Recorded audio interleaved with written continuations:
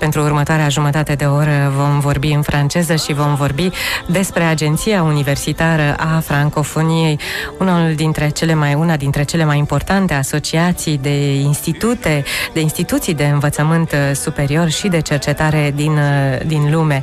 Agenția Universitară a Francofoniei reunește numai puțin de 784 de instituții membre repartizate în 94 de țări. Este de asemenea un important operator al francofoniei pentru învățământul superior și cercetare încă din 1989. Este un proiect francofon care are ca obiectiv să constituie o comunitate universitară internațională de limbă franceză care să producă, așa cum se spune, exact cum citesc eu, du savoir et le transmettant. Produire, constituer une communauté universitaire internationale de langue française produisant du savoir et le transmettant, să producă știință și să o dea mai departe. Iată un scop frumos despre care vom vorbi astăzi în studioul RFI, împreună cu un invitat de seamă. Numele său este Bernard Cerchilini, este lingvist. Pentru telespectatorii din România este extrem de cunoscut pentru că animă de foarte mulți ani celebra rubrică de pe TV5 Monde. Merci professeur. Si je vous dis merci professeur et vous me répondez bonjour Marie, si je vous dis bonjour professeur et vous me répondez bonjour Marie, c'est clair que nous sommes trompés de chaîne. Oui, bonjour Marie. Bonjour Bernard Cerchilini, bienvenue dans notre studio, l'agence universitaire francophone, une belle aventure qui dure depuis plus de 50 ans. Est-ce que vous pouvez nous expliquer brièvement ce que c'est l'agence universitaire de la francophonie? Merci d'abord de m'avoir invité. C'est une très belle aventure et je suis heureux de participer à cette aventure en ce moment. L'agence a été créée il y a 51 ans à Montréal par des universitaires, une petite quarantaine, qui ont décidé de fabriquer de la francophonie universitaire, de la solidarité. Il y avait là des Québécois, Roumains, il y avait un Marocains, des Africains, une communauté solidaire pour aider les universités les moins développées à rejoindre les standards internationaux et la grande communauté. Et ils étaient 40 il y a 51 ans, nous sommes près de 800. Donc c'est une aventure vraiment réussie et 800 dans le monde entier. En Roumanie, 28 universités adhérentes, mais aussi 14 au Brésil, 5 en Chine. Et nous tenons bientôt notre assemblée générale.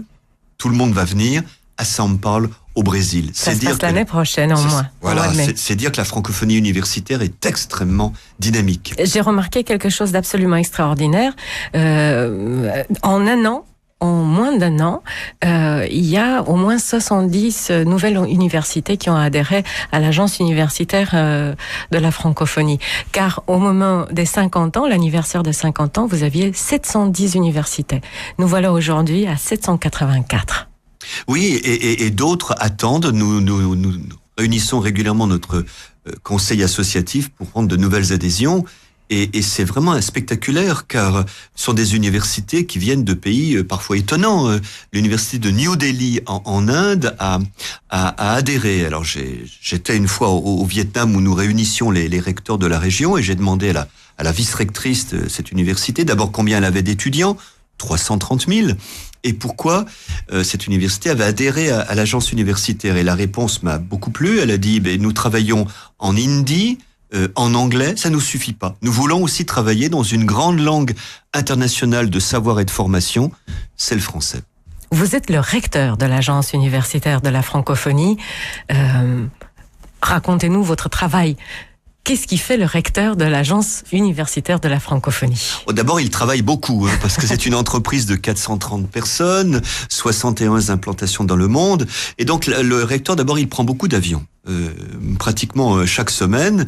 D'abord, je suis principalement à Paris, donc je me rends à Montréal, où se trouve le siège tous les mois. Donc voilà un voyage mensuel. Et puis tous les mois, il y a encore une ou deux missions, comme aujourd'hui à Bucarest, où je suis venu ouvrir un colloque, voir un campus numérique et puis voir mes collaborateurs. Ce qui est très important, de voir cette magnifique équipe de gens qui sont des vrais militants de la francophonie et de la francophonie universitaire. Et je fais toujours, j'en ferai une tout à l'heure, réunion en famille. Quel est le champ d'action de l'Agence universitaire de la francophonie et quels sont les axes? Quels sont les moyens? Alors, beaucoup de questions. Nous sommes l'opérateur officiel de la francophonie pour l'enseignement supérieur et la recherche. Et nous sommes aussi une association qui a précédé. Il y a 51, nous nous sommes fondés comme association. C'est 20 ans plus tard que nous sommes devenus l'opérateur. Donc l'opérateur, il est doté de personnel, de locaux, de crédits. Il est au service de l'association. Et quel est le but? Le but, c'est on peut le dire le plus simplement possible, de conforter une grande communauté scientifique internationale de langue française. La conforter, ça veut dire que aider les universités qui sont les moins développés à rejoindre cette communauté. Donc, nous donnons des bourses, nous ouvrons des instituts, des campus numériques. La conforter, c'est faire en sorte que le français reste une grande langue internationale de savoir et de formation. Et la conforter, c'est aussi faire que cette communauté parle au monde. Et d'où là, le colloque ce matin où nous abordons la question des classements des universités. Les francophones universitaires et scientifiques ont leur mot à dire, ils ont des choses à exprimer dans ce domaine, ils vont le faire. Donc, nous sommes en quelque sorte le porte-parole d'une communauté scientifique internationale le plus homogène possible. Et surtout, l'enseignement en français et promouvoir le français comme langue des chercheurs. Car je sais que c'est un sujet qui vous tient à cœur. La plupart des communautés des communications scientifiques sont publiées aujourd'hui en anglais et très très peu en français. Alors, c'est un problème qui me préoccupe et qu'il faut aborder de façon scientifique.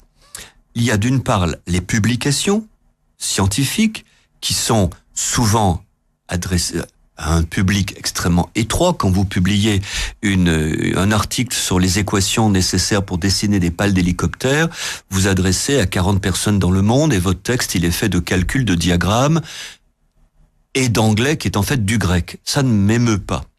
Ce qui est important, c'est de maintenir la vivacité de la recherche. Or, on ne publie pas un article par jour. Quand on est un bon savant, on en publie 2 par an. Le reste du temps, on est dans son laboratoire. On rencontre des collègues, on fait des séminaires, on enseigne, on va faire des conférences. Tout ça, ça doit rester en français. Pourquoi? Pas seulement pour la défense du français, pour la défense de la science. La science a toujours été plurilingue. Sauf entre les années 1960 et puis avant-hier, où on a cru que la panacée était l'unilinguisme. C'est une erreur historique dont on revient beaucoup, et la preuve, c'est que les universités se multiplient à l'agence universitaire. Elles font la queue pour adhérer. Elles pensent donc que le français est une langue de savoir et de culture et que le plurilinguisme est nécessaire à la science mondiale. Concrètement, comment l'Agence universitaire de la francophonie actionne, enfin quel est son champ d'action dans les régions, car vous avez un développement régional. En quoi vous aidez les universités? Nous sommes d'abord une association, historiquement et politiquement. Donc tout vient du monde associatif. Et c'est pour cela que nous sommes si présents sur le terrain, 10 bureaux régionaux avec des antennes, des campus numériques, du personnel dans 71 pays, pour être à l'écoute de nos membres. Et ce sont les membres qui font la politique de l'agence, qui énoncent leurs besoins. Bien sûr, on les réunit tous les 4 ans. Mais entre-temps, il y a ce qu'on pourrait appeler des corps intermédiaires, des conférences régionales de recteurs. Il y en a une ici en Europe centrale et orientale, des conférences de doyens, de médecine, de dentaire, de pharmacie, des réseaux de chercheurs. Tout ça, c'est une animation associative qui très productive. Et notre rôle, c'est d'abord d'encourager cela. D'encourager, d'aider les universités à faire de la coopération universitaire, scientifique. Et les moyens que nous avons, je vous ai pas répondu, nous avons des moyens qui viennent principalement des États bailleurs de fonds, au premier rang desquels la France, bien sûr, qui nous finance à 75%, je ne serai jamais assez la remercier, mais aussi le Canada, le Québec, la Communauté française de Belgique.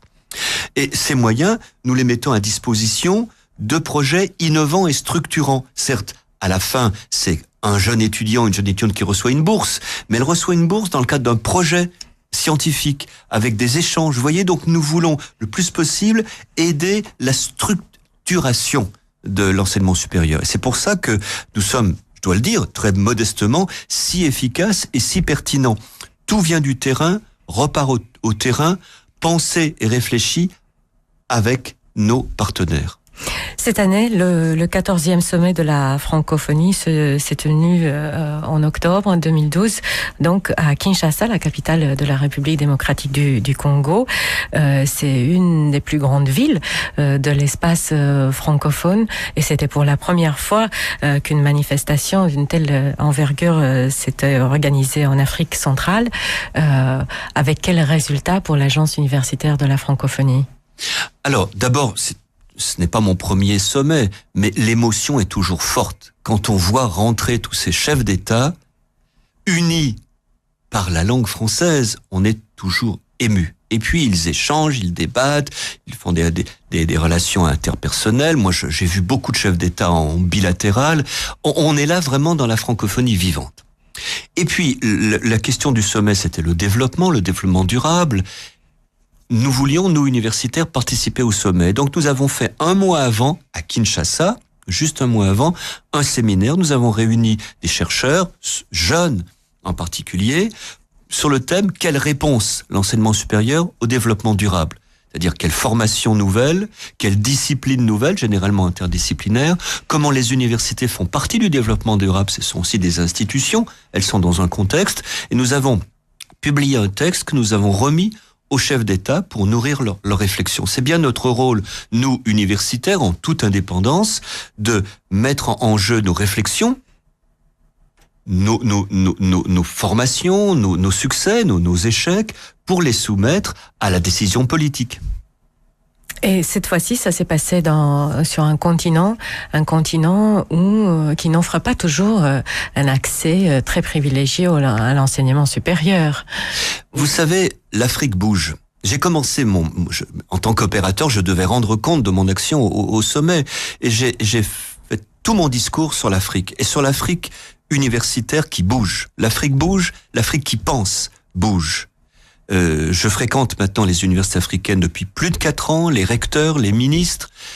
Ce développement est parallèle au développement des jeunes entreprises, de la recherche, de la création. Elles bougent, elles manquent de moyens parfois, mais elles ont un dynamisme, un sérieux, et surtout, et depuis, je dirais, 2 ans, ça y est, les décideurs ont compris que l'enseignement supérieur est un levier du développement. Il y a donc en Afrique des jeunes ministres de l'enseignement supérieur qui obtiennent de leur gouvernement des moyens, et on a là de la recherche, du savoir. Et d'ailleurs, j'ai annoncé au sommet que nous allions sortir bientôt une archive ouverte sur Internet de la production scientifique africaine en français pour la rendre lisible avec un moteur de recherche, pour que la communauté scientifique mondiale ait accès à ce savoir qui est produit en Afrique. 10 000 mémoires et thèses tous les ans. Qui les lit? Et donc, qui les lit? Eh ben, qui les lira maintenant sur Internet? En plus, vous savez, Internet, c'est un magnifique outil pour le plurilinguisme. Je suis linguiste. Depuis une 30aine d'années, je suis la traduction automatique. Je peux vous dire que maintenant, on traduit de façon automatique relativement correcte. On extrait les contenus. Donc, on peut très bien. Ça me surprend que vous me dites ça. Eh ben oui, mais vous savez, pendant 25 ans, je n'ai pas cru à la traduction automatique. Voilà. Et puis, j'ai vu des résultats, traduction assistée, c'est-à-dire qu'en fait, et c'est pour ça que je reviens à l'idée de tout à l'heure, l'unilinguisme c'est plus nécessaire. On peut publier très bien en français ou en roumain sur Internet et être lu par quelqu'un qui lit peu ou pas du tout, avec une traduction automatique, avec traduction des moments difficiles, du lexique, ainsi de suite. Donc nous donnons à lire à la communauté cette production. L'Afrique bouge, l'Afrique des savants bouge également. Vous nous avez parlé tout à l'heure de l'Assemblée Générale, l'AG, comme on dit. Et elle se tiendra à Sao Paulo l'année prochaine, au mois de mai. Qu'est-ce que ça représente pour l'Agence universitaire de la francophonie, cette Assemblée Générale? Également un moment d'émotion. Je me souviens, ça sera ma deuxième et dernière, car on ne peut faire que 2 mandats de recteur. La précédente, qui s'était tenue à Bordeaux, je me souviens quand le secrétaire général de la francophonie, Abdou Diouf, est entré à côté de moi et qu'il a vu les moins de 700 à l'époque universités présentes, il a été impressionné, un petit peu comme le général de Gaulle arrivant sur les Champs-Élysées à Libération et disant « Ah, c'est la mer !» Eh bien, ça sera l'océan à Saint Paul, parce qu'on sera près de 800. Donc c'est moment d'émotion et moment de refondation, car nous allons en faire une vraie assemblée générale avec des tables rondes, des ateliers. Nous allons parler du classement des universités, la marchandisation de l'enseignement supérieur, de la professionnalisation des études, du numérique dans l'enseignement supérieur, pour débattre ensemble et faire des recommandations, une déclaration finale pour dire voilà, la communauté scientifique, elle s'est réunie à Saint Paul et voilà ce qu'elle dit au monde. Et puis accessoirement, nous allons naturellement voter pour renouveler notre conseil d'administration, le président du conseil d'administration. Ça, c'est le travail ordinaire d'une assemblée générale. Mais j'attends beaucoup, d'autant plus, excusez-moi, je suis bavard, mais que nous la faisons au Brésil. Ce qui étonne beaucoup parce que on dit mais le Brésil n'est pas un pays francophone. Certes, au plan politique institutionnel, mais c'est un des grands pays de la francophonie universitaire. Les 14 plus grandes universités du Brésil sont membres de l'agence et j'ai inauguré l'an dernier une antenne. Donc nous avons des collaborateurs qui travaillent à São Paulo. Donc il y a de l'espoir pour la francophonie en Amérique du Sud. Mais certainement, pratiquement toutes les grandes universités d'Amérique du Sud, d'Amérique latine, disons, sauf celle de Mexico, ont intérêt. Donc dès que celle de Mexico, la grande, aura adhéré, nous aurons parmi nos membres toutes les grandes universités. Et l'Europe dans tout ça ? Avec l'élargissement et la francophonie. Écoutez, je suis en Roumanie, donc je suis au cœur de l'Europe. Et la francophonie universitaire, elle est ancienne en Roumanie. Je me rappelle ma première visite en Roumanie, dans la Roumanie libre, c'était au début des années 90, et je rends visite au département de français. À l'époque, mon ami Panzarou n'était pas encore recteur, et je découvre des collègues qui enseignent l'ancien français comme moi, l'ancien provençal, qui font de la linguistique un département extraordinaire. Et depuis, j'ai visité la plupart des universités roumaines et le français y est extrêmement vif. Ce matin, j'étais à l'Académie des études économiques de Bucarest, où on enseigne en roumain, en français, en anglais, en allemand. Là, on est vraiment là dans une francophonie universitaire que je l'aime, puissante, dynamique, dans des domaines traditionnels comme la philologie, des domaines aussi modernes comme l'économie, et dans une perspective plurilingue. C'est donc une francophonie universitaire extrêmement aisée, dynamique et efficace. Une des particularités de l'Agence universitaire de la francophonie, c'est qu'elle fonctionne de manière décentralisée, c'est-à-dire qu'il y a des bureaux par région, et nous sommes ici dans le bureau Europe centrale et orientale. Alors, est-ce que vous pouvez nous expliquer comment fonctionne cette décentralisation ? Vous savez, dans ma carrière de haut fonctionnaire français, en l'occurrence, j'ai toujours déconcentré. Toujours. Partout où je suis passé, j'ai déconcentré. Peut-être parce que j'ai eu une première expérience malheureuse. Mon premier poste, j'étais très jeune et on m'a nommé directeur de l'enseignement primaire en France. 300 000 instituteurs, 60 000 écoles, etc. Et le premier texte qu'on m'a donné à signer était, pour moi, mais ne relève de moi, il était à signer localement, mais il fallait pas que ça remonte au ministère. Donc je suis allé voir mon ministre et je lui ai dit, monsieur le ministre, c'est pas la peine que j'ai quitté mes étudiants pour venir signer ce genre de bêtises. Il faut déconcentrer. Et je n'ai pas cessé de déconcentrer. Donc à l'agence universitaire, j'ai déconcentré. Pourquoi ? Parce que c'est dans l'esprit du terrain. Les directeurs de bureaux régionaux et notre ami Abderrahmane Rida, qui dirige, en est un bel exemple. Ce sont des grands universitaires, brillants, qui sont des bons gestionnaires aussi, qui ont des idées, qui ont donc une politique. Et cette politique, elle est à l'écoute des universités de la région. Donc il faut que ça se fasse au plus près des besoins, des solutions et des expertises. Et il y a maintenant 10 bureaux. J'ai créé un 10e bureau au Maghreb où nous avons 100 universités adhérentes.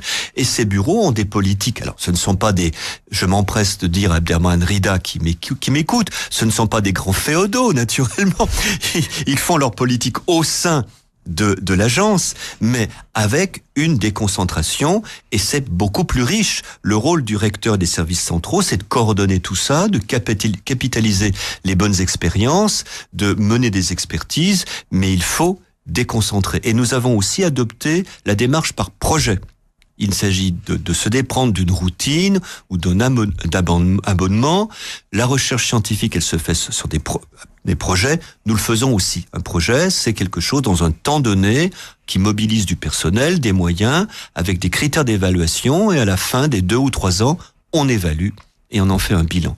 Et donc nous sommes mis à l'unisson de la bonne recherche scientifique, déconcentrée dans des laboratoires, des institutions, et avec des projets de l'évaluation. Donc comprendre d'abord les particularités de la région dans laquelle vous développez, et puis finir par établir des axes de développement. Mais ils sont évidents, c'est-à-dire dès que les directeurs de bureau ont fait leur politique, on a bien vu depuis le siège, Paris et Montréal, qu'il y avait des axes, la langue française, la gouvernance, le numérique. Et d'ailleurs, les collègues et le bureau ici en est un bon exemple, ont monté des projets interrégionaux. Entre, par exemple, le bureau Europe centrale, le bureau du Liban, par exemple, autour de la Méditerranée. Donc, ça se fait naturellement. Il n'y a pas de cloisonnement, et c'est beaucoup plus riche de la diversité. Et je suis très content d'avoir pu mener à bien. Ça n'a pas toujours été aisé, parce que mes collaborateurs des services centraux ont pensé qu'ils étaient un peu dépossédés, donc il a fallu que je leur explique que c'est... En fait, vous savez juste déléguer. Ah, vous savez, moi j'ai travaillé auprès d'un ministre qui disait souvent, je ne connais pas de personnes débordées, je ne connais que des personnes qui ne savent pas déléguer. Et ça, c'est très très juste, j'en fais ma devise. Pour ma dernière question, car vous avez un programme très chargé, alors on apprend qu'il y a 20 000 nouveaux mots qui tentent de rentrer dans les dictionnaires français chaque année. Je sais que, parce que vous nous avez dit tout à l'heure, vous n'êtes pas un puriste, comment une langue comme le français évolue à travers les influences qu'elle subit de partout? Bon, je crois que vous avez 3 heures aujourd'hui, donc nous pouvons en parler. Oui, en fait, le français est vivant. Le français est très vivant. Le français n'a jamais été autant parlé depuis qu'il s'est séparé du latin, n'a jamais été autant écrit. Certes, il reçoit des mots d'emprunt, mais toutes les langues empruntent, sauf les langues mortes, elles n'empruntent plus. Le français emprunte, le français donne aussi. Écoutez, le printemps arabe s'est fait sous le terme d'igage. Voilà, un mot que le français a donné. Donc on regrette les emprunts, mais on oublie les dons. Donc les langues échangent. Et puis le français crée. On a estimé, bon c'est un chiffre, quand il y avait environ 20 000 mots nouveaux en français chaque année, des mots techniques, des mots familiers, des mots d'argot. Alors ils ne sont pas tous candidats à rentrer au dictionnaire, naturellement. Pour qu'ils rentrent dans un dictionnaire, soit un dictionnaire comme l'Académie française qui dit le bon usage, soit un dictionnaire comme le Petit Robert ou le Petit Larousse qui enregistre l'usage. Il faut vérifier qu'ils sont stables. Et ça, j'étais très intéressant. J'ai eu l'occasion récemment de travailler une demi-journée avec les gens de chez Larousse qui font la liste des mots qu'ils préparent pour l'édition 2004. On a regardé ensemble, c'est très intéressant parce que ils passent leur année à lire la presse, à écouter la radio, à voir si un mot est bien formé, s'il est stable, et puis à décider que on va le promouvoir. On va le promouvoir et le faire rentrer dans le dictionnaire. Mais de façon provisoire, parce que c'est peut-être un phénomène de mode, et puis il va tomber du dictionnaire. C'est très très vivant. Et en tous les cas, ça montre que la langue est inventive, et en particulier, je crois que le Petit Larousse, c'est une primeur, mais va faire entrer éco-responsable l'an prochain, et je trouve ça vraiment bien. On a un bon suffixe, on a un mot utile, on a un mot qui est dans l'air du temps. Voilà, un joli mot que le français a tout naturellement produit. Moi, je trouve très, très, très bien le préfixe éco. Et bon, je vous remercie. Merci, professeur, pour cette leçon. Vous m'avez bien eu, parce que finalement, je termine comme le professeur, là. Bernard Sacchellini, merci de nous avoir rendu visite aujourd'hui. Alors, votre programme continue avec quoi? Un rythme endiablé. Là, je vais peut-être un peu déjeuner, et après, je vais d'abord aller voir mes collaborateurs, donc la visite familiale, et puis je vais après donner un entretien à un hebdomadaire que vous connaissez, Carest Hebdo, et puis retourner au symposium, et puis ce soir un grand dîner avec des ambassadeurs. C'est la vie ordinaire du recteur.